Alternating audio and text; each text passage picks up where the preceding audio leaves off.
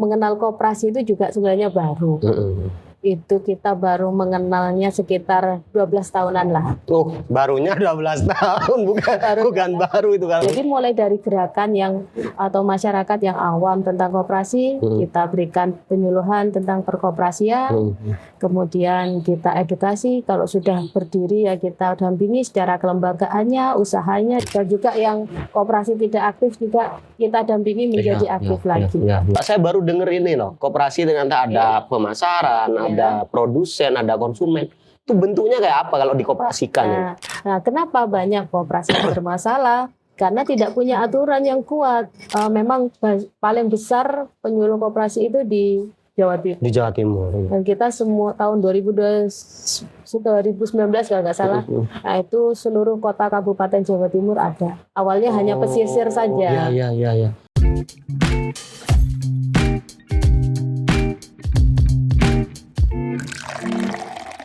Salam ngopi-ngopi, ngobrol pintar penuh inspirasi.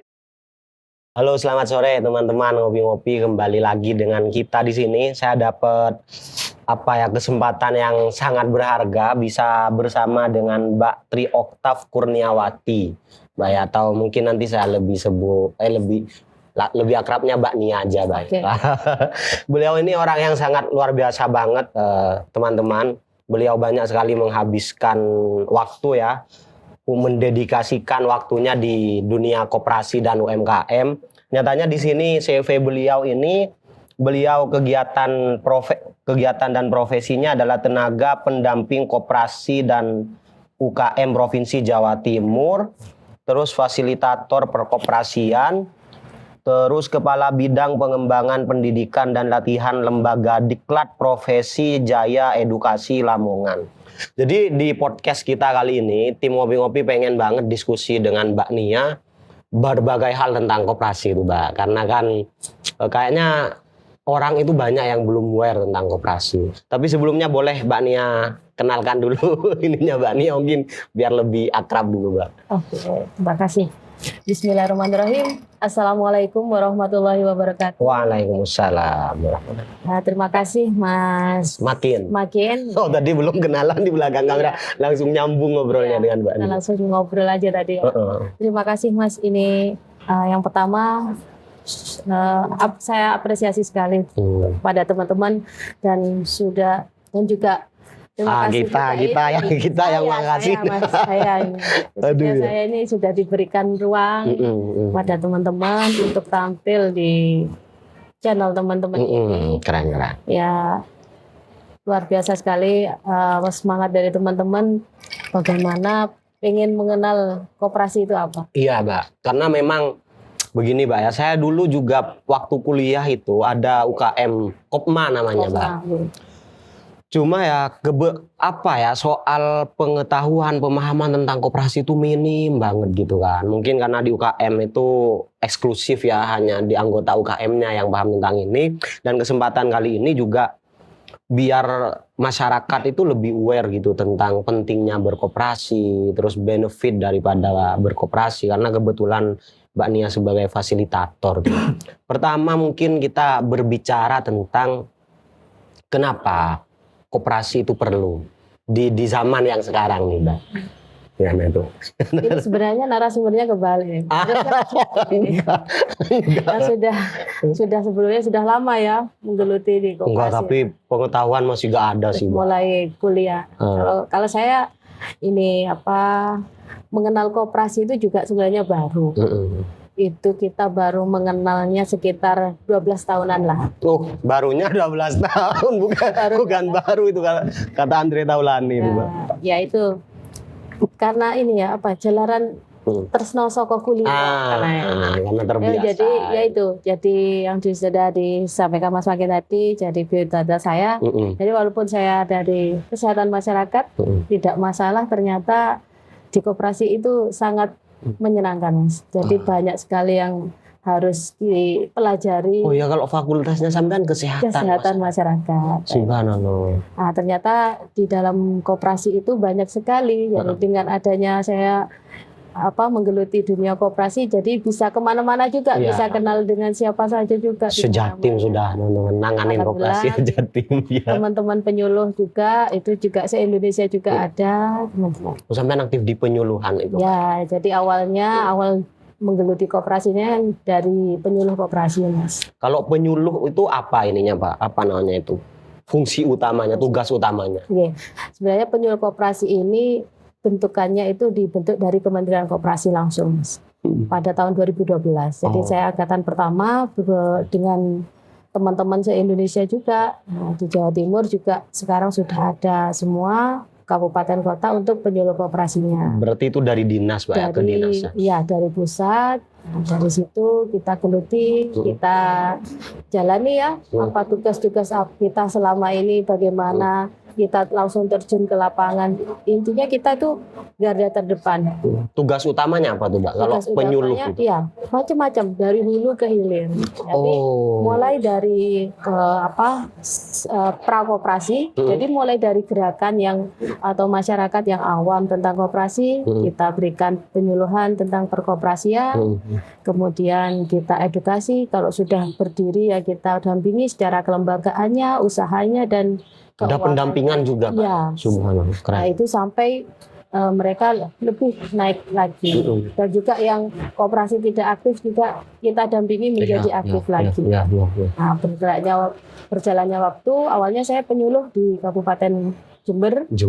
Nah, ini juga karena mengikuti tugas suami, jadi saya pindah ke Kabupaten Bangkalan. Alhamdulillah di Bangkalan diterima dan alhamdulillah sama saja sebenarnya. Yang awalnya katanya orang Bangkalan itu Madura itu menakutkan ya. Iya. Menakutkan ya. Wah, tidak, ternyata orang-orangnya cakep-cakep semuanya. Alhamdulillah dipuji kita teman-teman sama Mbak Nia. Bukan dipuji, memang saya sudah merasakan sendiri gitu. Iya. Yang Madura itu kalau orang nggak kenal ya gitu, tak kenal maka akan kayak kasar-kasar gimana, nyatanya enggak lah. Nyatanya tidak. Alhamdulillah di sini jalannya waktu juga saya mengikuti ini kegiatan-kegiatan di luar ini sebagai penyuluh, dan untuk sekarang namanya menjadi pendamping koperasi. Mulai tahun ini kita berganti nama, hanya ganti nama, tugasnya intinya sama. Dari tahun berapa Mbak Nia jadi penyuluh itu? 2012 tadi. 2012 sudah jadi penyuluh ya, 12 tahun. Berapa? 12 atau 12 tahun? 11 ya. Oh, 11 tahun. Ya, tadi. Terus gimana Mbak menurut sampean kondisi ya koperasi di Jawa Timur lah dulu, karena fokusnya di Jawa Timur ya. Koperasi ini kan saya sendiri meskipun dulu waktu kuliah itu ikut koperasi, saya nggak tahu gitu bersentuhan di mananya dengan koperasi, saya nggak tahu. Koperasi itu ada gitu tapi nggak ngerti maksudnya apanya gitu kan yang langsung bersentuhan dengan kita itu. Kalau sampean sendiri gimana? Sebenarnya gini, macam-macam juga. Jadi mulai kita berinteraksi mulai dari koperasi yang sudah lama, berbadan hukum yang sudah lama-lama, seperti di koperasi pegawai negeri itu kan sudah tahun 60-an, hingga sekarang yang terbaru-baru kita juga banyak. Jadi yang berjalannya waktu, koperasi yang sekarang yang terbentuk itu bukan hanya koperasi simpan pinjam. Jadi kalau yang model yang lama-lama hanya berkutat di simpan pinjam. Kalau sekarang lebih ke sektor real. Nah, sebenarnya ini sudah diatur di Undang-Undang Perkoperasian di sektor real, Mbak. Iya. Kayak apa kalau? Di Undang-Undang 25 tahun 92 tentang perkoperasian kan sudah diatur jenis perkoperasi itu sendiri. Yang pertama itu ada koperasi produsen. Nah, berarti memproduksi. Iya. Kemudian ada koperasi konsumen. Konsumen menyediakan kebutuhan dari anggota dan ya mungkin masyarakat sekitarnya. Kemudian ada koperasi pemasaran. Berarti itu masuk ke jenis-jenis koperasi juga. Pemasaran juga. Pemasaran ada. Kemudian ada lagi jenis koperasi jasa. Jadi yang terakhir adalah simpan pinjam. Jadi yang kita tahu selama ini adalah koperasi cuma simpan pinjam. Pinjam uang. Iya. Pinjam uang ke koperasi bunganya lebih rendah. Pinjam PC ya katanya. Bahasa. Iya. Terus berarti kalau cara mengkoperasikan itu tadi gimana tuh, Mbak? Saya baru denger ini loh. Koperasi ternyata ada pemasaran, ada produsen, ada konsumen. itu bentuknya kayak apa kalau dikoperasikan? Nah, jadi gini, jadi semua sektor itu bisa masuk ke dalam koperasi. Jadi contohnya tadi kan ada 5 koperasi, 5 jenis koperasi tadi. Nah, untuk koperasi produsen, konsumen, pemasaran dan jasa tadi, nah itu boleh memiliki usaha yang lebih dari satu. Jadi usaha misalkan koperasi produsen ya, nah di situ memproduksi misalkan di sini kerajinan ya, kerajinan, handicraft, nah di situ. Nah itu usaha utamanya adalah memproduksi handicraft itu. Nah ada usaha tambahan dan penunjangnya. Penunjangnya salah satunya ada misalkan ada simpan pinjam. Simpan pinjam boleh masuk di situ. Tapi kalau jenisnya sudah jenis koperasi simpan pinjam, usahanya hanya single itu aja, simpan pinjam. Jadi tidak boleh punya usaha yang lain. Belum dapat saya, Mbak. Maksudnya kontribusi koperasi di dalam usaha itu ya, produsen, konsumen, pemasaran. Kalau simpan pinjam kan sudah biasa ya. Iya. Produsen, konsumen, sama pemasaran. Sentuhan koperasinya di mana, Mbak? Nah, wadahnya itu di situ kita koperasi, kita kembali ke pengertian koperasi. Koperasi itu apa? Kumpulan orang per orang. Nah, yang berbadan hukum berdasarkan prinsip-prinsip perkoperasian. Berarti misalkan ada naungan hukumnya. Iya, kita jadi, sumbangan misalkan nih ya, sumbangan terus buat misalkan produksi buat kaos lah misalkan. Betul. Berarti itu usahanya itu pakai basis koperasi gitu, Iya, betul. Modalnya dari anggota itu tadi. Kumpulan dari orang per orang. Nah, itu kita sebut namanya koperasi primer. Kalau kumpulan dari badan hukum minimal 3 orang itu kita sebut namanya koperasi sekunder. Kalau yang konsumen, Mbak, contohnya gimana? Konsumen, contohnya begini, umpamanya di sini ada komunitas ya, komunitas teman-teman ini podcast teman-teman podcast. Nah itu berkumpul jadi satu. Syarat menjadi koperasi juga sekarang lebih mudah. Atau di Undang-Undang Cipta Kerja kemarin sudah menjadi 9 orang, yang awalnya 20 sekarang cukup 9 orang saja. Nah itu kita berkumpul, ada modalnya itu berasal dari simpanan pokok dan simpanan wajib. Nah itu kita kumpulkan. Nah kalau di konsumen tadi ya, misalkan kita membuat ini minimarket. Nah, misalkan membuat minimarket ya di sini ya di Soca ya. Misalkan kita analisis dulu kebutuhan masyarakat di sini apa. Ternyata ada kebutuhan untuk minimarket. Minimarket di situ kita buat dari modal tadi. Jadi joint venture itu. Dan itu usaha utamanya, usaha penunjangnya itu apa? Misalkan ada simpan pinjamnya juga, gitu. Jadi semua usaha itu naungannya berarti simpan pinjam itu sebagai usaha penunjang. Kalau itu jadi utama, nggak boleh ada usaha lain. Gimana? Kalau usahanya simpan pinjam, nggak boleh ada usaha lain. Nggak boleh. Tapi kalau usaha utamanya bukan simpan pinjam, boleh ada simpan pinjam. Yang 4 jenis tadi. Gitu. Produsen, konsumen, pemasaran dan jasa. Keren. Itu kan orang-orang tahunya ini simpan pinjam itu aja. Beda kalau sudah ngobrol dengan pakarnya itu beda teman-teman. Jadi sederhana gitu. Kita itu kan kadang bingung. Pengen banget Mbak ya. Kalau dulu kan ada seminar tuh di MKDU ya, kayak mata kuliah umum di mana semua fakultas harus ikut, namanya mata kuliah koperasi. Dari prinsip-prinsip beliau bercerita tentang Bung Hatta dan pengen banget, cuma kita itu nggak ngerti di mana ya koperasi itu, gimana buat koperasi gitu yang sering kita bingung dari kemarin tuh. Ya untuk pendirian koperasi sekarang lebih mudah. Jadi yang pertama memang di regulasi sebelumnya harus penyuluhan, kemudian sekarang untuk penyuluhan ini diinikan boleh iya boleh tidak. Tapi alangkah baiknya karena kita kan awam awam lebih baik itu juga memberikan surat kepada dinas terkait untuk memberikan penyuluhan dulu, edukasi apa itu koperasi, kemudian syaratnya bagaimana. Supaya sebelum mulai itu kita benar-benar secara ini udah selesai gitu. Betul. Kan sudah punya visi misi yang sama di kelompok itu, komunitas itu. Nah, kita samakan dulu untuk mengelola koperasi bagaimana sesuai dengan regulasi yang ada di perkoperasian. Mbak, kenapa Mbak Nia itu akhirnya kan Mbak Nia sudah jadi penyuluh yang aktif banget ya sampai jadi fasilitator dan nangani berapa pelatihan tentang koperasi. menurut Mbak Nia itu nilai utama daripada koperasi itu apa? Artinya kan begini, orang kan banyak usaha gak berkoperasi ya, gak pakai sistem koperasi dah. Tapi menurut Mbak Nia itu apa sih kok harus pakai koperasi, itu keuntungannya apa jadi? Nah, yang pertama sebelum kita ke melangkah bagaimana koperasi itu ya, kita ini dulu harus tahu jati diri koperasi. Jati diri. Jati diri itu apa? Itu kita harus tahu apa itu pengertian koperasi. Tadi kan sudah tahu ya. Kumpulan orang per orang yang bersatu ya berdasarkan prinsip perkoperasian yang dinaungi oleh hukum, badan hukum, dan orang per orang ini memiliki usaha, badan usaha. Jadi koperasi itu adalah badan usaha. Sebenarnya kita perusahaan sama dengan PT CV itu sama. Sama berarti sebenarnya. Sama, tapi kita ada kelebihannya juga.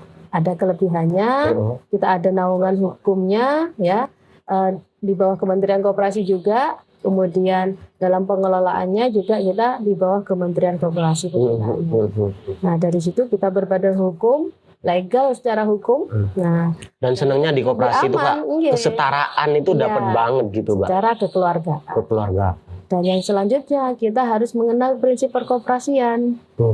Nah yang banyak belum tahu orang-orang. Gimana tuh Mbak? Di-share Mbak itu prinsip perkoperasian nih teman-teman, biar karena orang tuh biasanya pengen berkoperasi tapi karena nggak tahu prinsip-prinsipnya itu jadi bingung gitu kan Mbak.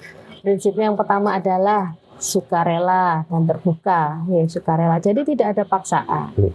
Kita tidak ada paksaan, boleh. Jadi di dalam anggaran dasar setiap dalam koperasi itu tidak ada paksaan.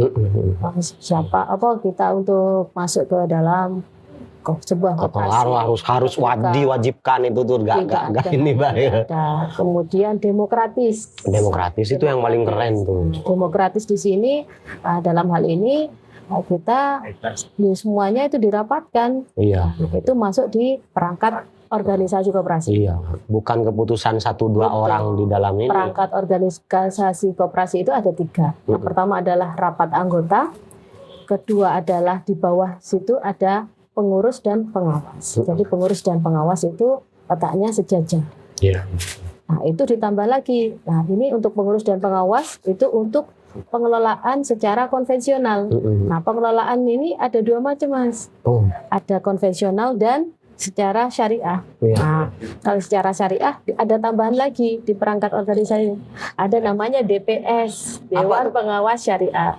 Subhanallah, berarti di koperasi ada syariah-syariah. Ada, iya. Bedanya apa, Mbak? Koperasi konvensional. Pengelolaannya ada yang konvensional dan syariah. Bedanya apa tuh konvensional? Kayak bank ini udah Ya, di syariah ini bedanya nanti kita ada akad-akadnya. Jadi akad-akadnya itu juga di regulasi sudah ada, kita atur juga. Wah, menarik banget itu, Mbak. Nah, bukunya ini saya bawa ini seperti ini. Apa bukunya tuh judulnya, Mbak? Ini buku untuk para pendamping. Iya. Oh berarti dari dinas tuh, Mbak? Iya. Bisa juga di-download di Kementerian Koperasi juga ada. Ya tapi sekali lagi saya mau nanya keunggulan, Mbak, karena sampean kan sebagai fasilitator di sana ya. Kan tadi kata sampean tuh sama dengan CV, PT kayak gitu. Tapi koperasi itu punya keunggulan apa aja dibanding mereka itu semua, sistem yang lain? Gini Mas, kalau gini di koperasi itu kita keunggulannya yang pertama sekali itu kalau di perusahaan lain ya, kita itu hanya menikmati saja. Contohnya, sampai sampean sebagai nasabah bank ya, salah satu bank, sampean hanya bisa menggunakan aja. Tetapi kalau di koperasi kita punya 2 manfaat. Yang pertama kita sebagai pengguna dan kita sebagai pemilik. Subhanallah. Nah, pemiliknya itu apa? Kita kan yang menjadi modalnya, pemodal tadi. Berarti 2 sisi itu kita ada ya. Betul. Kalau kita di bank, kita kan hanya menabung saja. Pinjam uang ya malah kita kena jasa bunga ya kalau di bank bunga. Kita tidak dapat apa-apa. Tapi kalau kita pinjam ke koperasi, kita bayar jasanya, tapi kita kembali lagi dapat itu di akhir tahun kita dapat SHU. Oh iya benar. Sisa hasil usaha. Betul. Nah itu masuk di prinsip perkoperasian bagi hasil itu. Ya dipikir-pikir itu menarik banget, Mbak. Betul. Karena selain kita jadi nasabah juga Jadi ibarat kata itu sama kayak kita punya rajanya. sahamnya sekalian Iya, gitu kan. Kita pemiliknya. Jadi jangan merendahkan anggota-anggota yang Dan yang itu. bahasanya prosentasenya sama semua anggota tuh Mbak ya. Nah, iya sama. Dan tergantung ini yang anggotanya aktif atau tidak. Iya. Jadi anggota yang menyimpan tadi ya, anggota yang menyimpan berupa simpanan pokok wajib tadi, besarannya kalau tiap anggota berbeda ya nanti di SHU-nya berbeda. Dan juga Iya aktif beda, pinjem artinya juga. persentase ininya aja yang Iya, beda Mbak oke. ya. Subhanallah. Dan Ya. keaktifan dalam berkoperasi, misalkan kalau di konsumen tadi ya, kalau di konsumen aktif belanja di toko, di koperasi, nah itu beda sama yang tidak belanja. Iya. Yang pinjem sama yang tidak pinjem beda. Luar biasa. Itu. Kelebihannya itu. Mbak Nia, kan sampean udah 12 tahun di Iya. ini ya aktif di koperasi. Tantangan sebenarnya yang sering kali menimpa orang akhirnya membuat koperasi ini gak seuau ya, kayak gairahnya gak seperti sistem-sistem yang lain itu apa Mbak yang sampean temui di lapangan? Kepatuhan hukum. Kepatuhan hukum dan pendidikan koperasi digerakkan itu masih perlu ditingkatkan. Masih minim kesadaran. Iya, karena kepatuhan hukum itu kita patuh di dalam kita sebagai gerakan koperasi, kita ada dua regulasi. Jadi patuh hukum internal dan hukum eksternalnya. Hukum eksternal tadi itu berasal dari hukum publik, dari pemerintah. Ya. Nah, aturan yang dari pemerintah ya, turunan undang-undang, PP ya. Kemudian peraturan Menteri Koperasi atau surat edaran Deputi. Nah, itu adalah dari hukum publiknya. Nah, hukum privatnya, internalnya itu adalah berasal dari anggaran dasar koperasi. Oh iya, di dalam internalnya itu ya, Mbak. Betul. Jadi saat gerakan koperasi ini mendirikan koperasi, itu kan ada akta pendirian. Nah, kalau sekarang kan melalui notaris, akta pendirian. Nah, akta pendirian itu isinya itu adalah anggaran dasar. Benar. Di anggaran dasar itu mengatur ketentuan-ketentuan koperasi, mulai dari nama, alamat, usahanya apa, kemudian modalnya, ya, kemudian pengurus, pengawas, sanksi-sanksi dan sebagainya. Pembagian SHU itu juga, tapi secara umum. Nah, berarti berkenaan dua hal aja itu yang jadi tantangan selama ini, Mbak. Iya, sebenarnya banyak. Tapi kalau saya itu lebih menekankan ke pendidikan sih, Mbak. Nah, ini semuanya pendidikan, dari pendidikan itu ya, betul ada. Nah, ini tadi dari anggaran dasar. Nah, di regulasi juga sudah ada ketentuannya. Koperasi dalam waktu 1 tahun buku itu harus punya anggaran rumah tangga. Dan itu yang masih banyak sekali koperasi yang tidak melakukan. Di Jawa Timur nih, Mbak. Ya, pada umumnya seperti itu. Dan ada lagi turunannya lagi, Mas. Tidak hanya di anggaran rumah tangga, ada namanya peraturan khusus. Lebih khusus lagi, misalkan tadi jenengan mau ini bikin koperasi konsumen. Tadi kan sudah ada toko, ada lagi ini koperasi simpan pinjam, usaha simpan pinjamnya, unit simpan pinjam ya. Nah, ini misalkan sudah 2 usaha. Nah, 2 usaha ini harus punya peraturan khusus masing-masing usaha. Gak selesai di ADRT tadi, Mbak. Betul. Nah, kenapa banyak koperasi yang bermasalah? Karena tidak punya aturan yang kuat. Enggak, saya mau malah bertanya sebaliknya, Mbak. Kenapa masih dirinci-rinci peraturan? Itu kan sudah ADART udah rincian internal banget. Nah, masih secara umum. Jadi di peraturan khusus itu juga diatur ada pembagiannya, ada di kelembagaannya, ada usahanya, ada keuangannya, ada pengelolaan asetnya. Nah, di kelembagaan contohnya itu banyak. Kelembagaan itu meliputi apa? Anggotanya, peraturan khusus untuk anggota, bagaimana cara masuk dan keluarnya, bagaimana hak dan kewajibannya, untuk pengurus, pengawas, dan sebagainya. Ini teman-teman nanti kalau nonton podcast kita dengan Mbak Nia ini, setelah nonton podcast langsung mendirikan koperasi. Betul. Berarti nanti koperasi apa ya namanya? Koperasi. Aduh. Jasa ya, masuk jasa. Masuk ya? jasa. Masuk jasa. Oh, bukan marketing, Mbak ya ini. Marketing, pemasaran. Oh, monggo ternyata. Iya. dilihat. Nah, usaha itu kalau di koperasi yang lama-lama itu kan masih umum. Misalkan di koperasi pondok pesantren kan bergerak di bidang pertanian, perikanan. Nah, di anggaran dasarnya seperti itu. Nah, untuk koperasi yang baru-baru sekarang lebih spesifik. Jadi sesuai di ini KBLI. Klasifikasi baku lapangan usaha Indonesia. Jadi kalau memang di sini bikin tadi minimarket, minimarket yang seperti apa, yang menjual apa? Sampai spesifik itu, Mbak ya kalau sekarang. Misalkan kelontong yang menjual apa, bahan plastik yang bagaimana, seperti itu. Mbak, kalau ini kita sudah berbicara ke arah edukasi, Mbak ya, tentang pendidikan koperasi. Misalkan kita nih mau buat koperasi nih, kita tidak paham tentang gimana caranya, terus yang harus kita lakukan tuh apa, Mbak? Misalkan kaitan dengan kedinasan dan lain sebagainya itu. Penyuluhan pertama. Berarti kita bersurat dulu ke dinas untuk mendapatkan penyuluhan koperasi. Betul.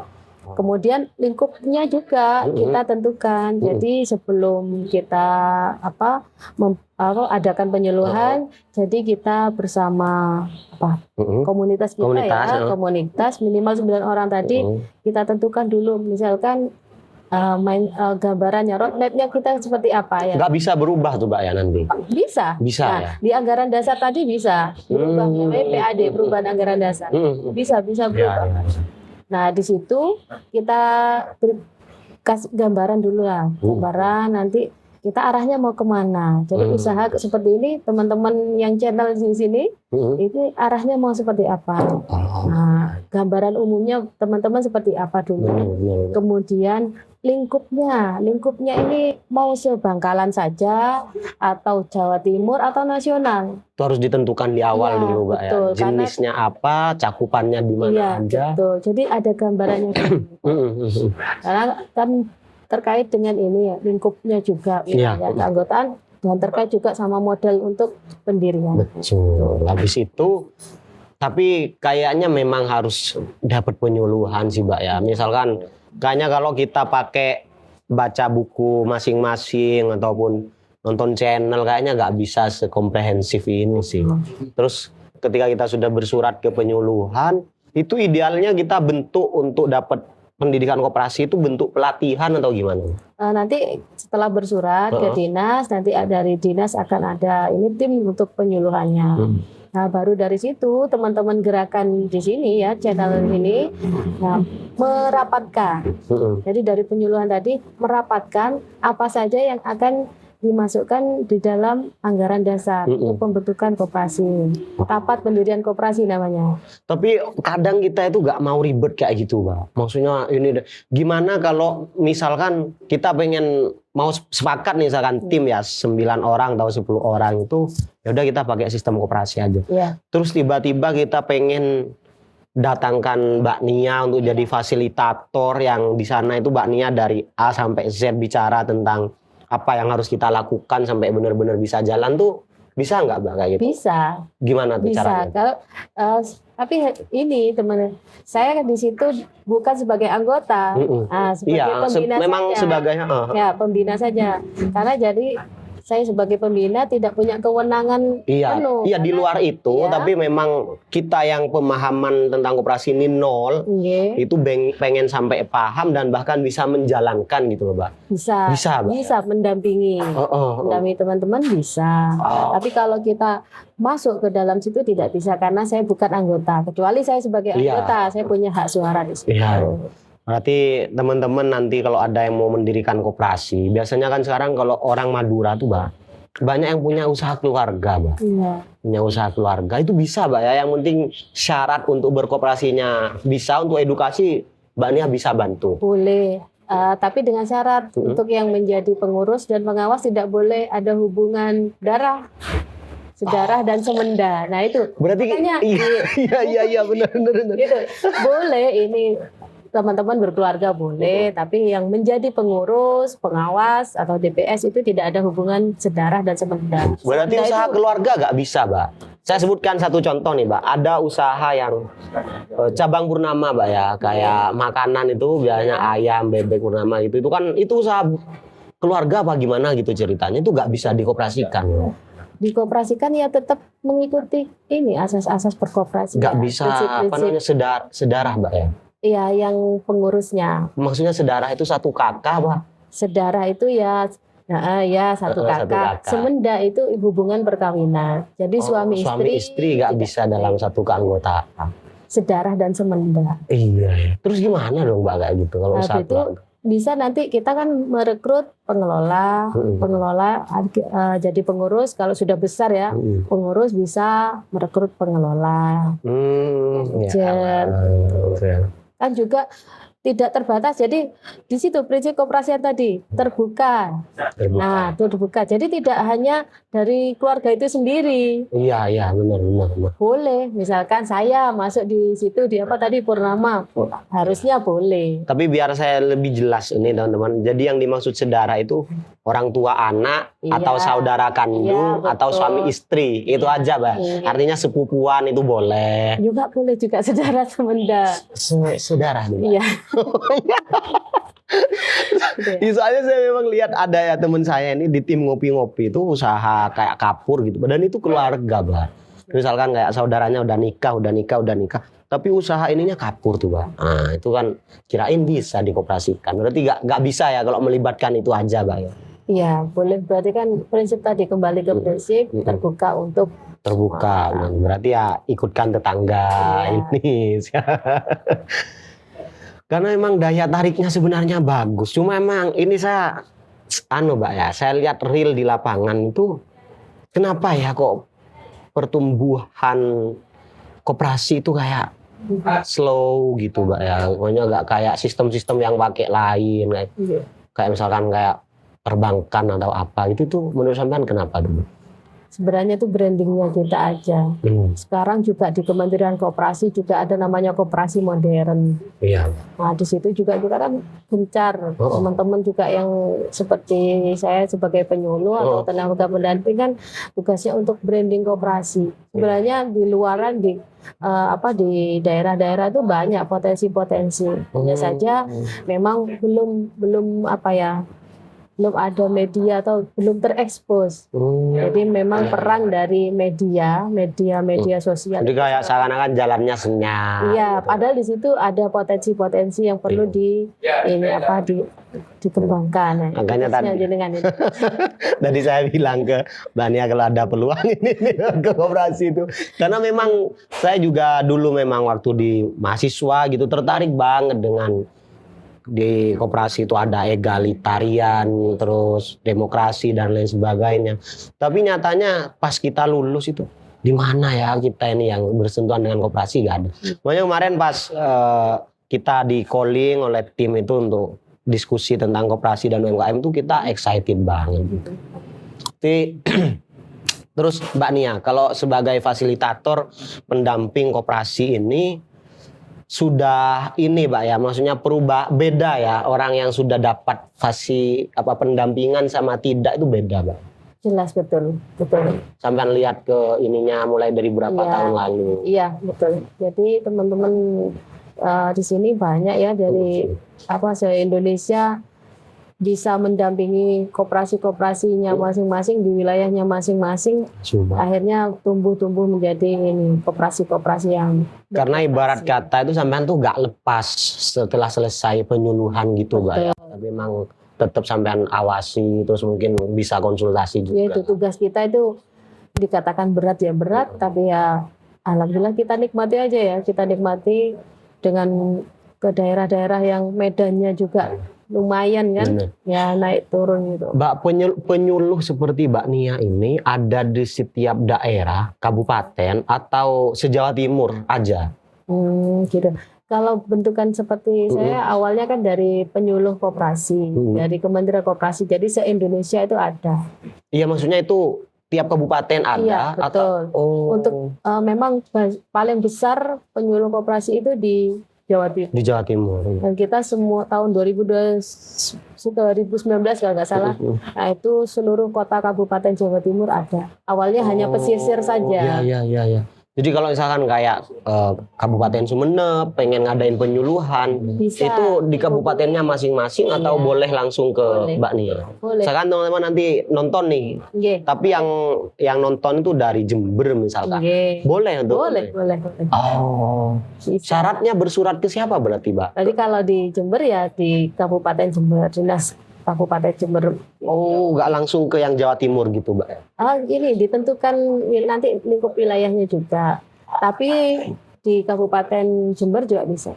Saya kemarin juga dihubungi juga di salah satu gerakan di Kabupaten Bangkalan dan itu lingkupnya Jawa Timur. Nah, untuk pendiriannya juga melalui Zoom. Ya. Jadi tidak sederhana itu, Mbak. Iya, tidak hanya kita tatap muka. Memang kalau tatap muka kita lebih enak, feel-nya lebih dapat. Iya, lebih dapat. Nah, tapi karena ini dari berbagai daerah, jadi kita melalui Zoom pendirian koperasi. Keren banget. Oke, Mbak Nia. Terus apa lagi nih, Mbak? Hal-hal berkenaan dengan pendidikan koperasi yang mungkin pengen Mbak Nia atau biasa Mbak Nia sampaikan ketika fasilitasi nih, apa? Jadi untuk pendidikan koperasi ini kunci sebenarnya, kuncinya. Jadi sebelum kita melangkah lagi lebih jauh tentang koperasi, yang baik yang gerakan yang belum berkoperasi maupun yang sudah, karena yang sudah berkoperasi pun untuk pendidikan koperasi itu juga masih kurang, sangat kurang kalau menurut saya. Karena dari beberapa daerah yang saya ini ikuti ya, nah itu untuk penggunaan dana pendidikan. Nah sebenarnya di SHU, nah SHU tadi itu keuntungan yang kita dapatkan dari dari 1 tahun buku itu kan tidak diberikan semua ke anggota. Misalkan ada SHU tahun ini 10 juta, 10 juta itu tidak semuanya untuk anggota. Nggak langsung dibalikan semua. Iya, nah itu ada peruntukan. Iya, peruntukannya itu diatur di anggaran dasar. Salah satunya adalah untuk pendidikan perkoperasian. Pendidikan perkoperasian itu, nah itu fungsinya untuk untuk pendidikan untuk anggota, untuk pengurus, pengawas, atau manajer di situ kalau ada manajernya. Untuk karyawan boleh kalau ada. Jadi penggunaannya seperti itu. Jadi banyak yang masih belum mengetahui. Iya, dikirain kalau ada uang 10 juta ya udah berarti misalkan 10 orang ya sejutaan gitu. Iya. Mbak, itu boleh nggak nanti kita cantumkan kontak yang bisa dihubungi barangkali ada orang yang butuh fasilitator? Boleh. Untuk koperasi. Monggo. Dengan senang hati saya juga ini terima kasih kepada teman-teman sudah diberi ruang ya di sini. Iya, Mbak. Selain pendidikan selain apa tadi tuh, Mbak, pendidikan koperasi itu yang paling penting ketika sampean turun ke lapangan tuh apalagi tuh, Mbak, biasa? Banyak sebenarnya, Mas. Karena Mbak ya, biasanya kalau koperasi itu kan ya kita kan saya nggak bersentuhan ya, tapi katanya udah anggota lama-lama, tidak ada regenerasi yang ini. Itu bener Pak nggak tuh? Nah ya, contohnya gini, pengelolaan koperasi dalam laporannya itu yang diperlukan adalah di bagian kelembagaan, di usahanya dan di keuangannya. Nah, yang di kelembagaan itu ya seperti contohnya administrasinya. Administrasi itu aja kan di dalam koperasi itu ada namanya buku 16 atau buku 18 koperasi. Jadi administrasi dasar yang harus dimiliki untuk setiap koperasi. Jadi misalkan ada buku 16 itu ada buku daftar anggota. Buku pengurus, buku pengawas. Karena syarat untuk menjadi anggota yang pertama, sesuai di regulasi, syaratnya 1, membayarkan simpanan pokok. Yang kedua, terdaftar di dalam buku daftar anggota. Itu, sesimpel itu. Jadi kalau kita tidak terdaftar di buku daftar anggota, secara hukum kita tidak menjadi bagian dari itu. Nah, itu contoh di kelembagaan saja. Kelembagaannya bagaimana? Kemudian di kepengurusannya tadi, pengurus, pengawasnya tidak pernah berganti, tidak ada pergantian. Itu saja dari awal sampai sekarang. Nah, itu juga kan perlu regenerasi. Kemudian kan untuk meminimalisir juga kecurangan fraud-fraudnya ya. Iya, betul. Jadi benar-benar karena asasnya juga keterbukaan terus patuh Ya, pada hukum itu. regulasi itu kita badan hukum itu tadi. Keren. Nah, di sektor keuangan, nah banyak juga selain itu di laporan keuangan. Iya, kemarin itu kayaknya kasus beberapa tahun lalu itu faktor itu katanya Mbak Iya, ya. betul. Fraud apa gitu namanya Mbak. Iya. Nah, Karena sistemnya yang kayak seakan-akan tidak diperketat di koperasi, makanya banyak yang ngakalin katanya di keuangan koperasi. ya itu ya kuncinya itu kan di laporan keuangan. Iya. Kalau dapat pendampingan dari sampean soal kayak gitu semua sudah sama-sama harus dipatuhi, Mbak. Oke, Mbak, mungkin ini menjadi akhir-akhir obrolan kita ya tentang koperasi. Tadi mulai dari prinsip, terus cara-cara mendirikan dan lain sebagainya sudah sampean ini. Sekarang supaya masyarakat ini tertarik begitu Mbak ya, atau punya kesadaran ya, punya gairah berkoperasi tinggi itu apa yang menurut Mbak Nia itu perlu masyarakat tahu? Yang pertama adalah informasi, mencari informasi itu yang jelas ya.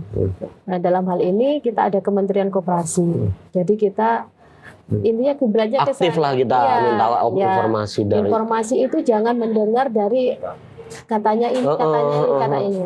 Karena di situ kan kalau tidak kompeten di situ, nah kita kan juga salah informasi akhirnya. Akhirnya kan mendapatkan namanya koperasi, koperasi ini koperasi bodong. Nah, koperasi bodong itu bukan koperasi, mereka hanya namanya aja koperasi. Kadang dari 100 koperasi ada satu yang bermasalah, kita fokus di sana. Betul, di situ. Jadi kita mencari informasi yang akurat itu di mana. Karena memang paling ideal kayaknya sistem itu ya koperasi itu kayaknya. Iya, betul. Cuma masalahnya ya benar tadi itu ada gap ya antara kedinasan dengan pelaku yang UMKM langsung, sehingga banyak orang itu nggak ngeh tentang koperasi, akhirnya nggak pakai kalau sudah.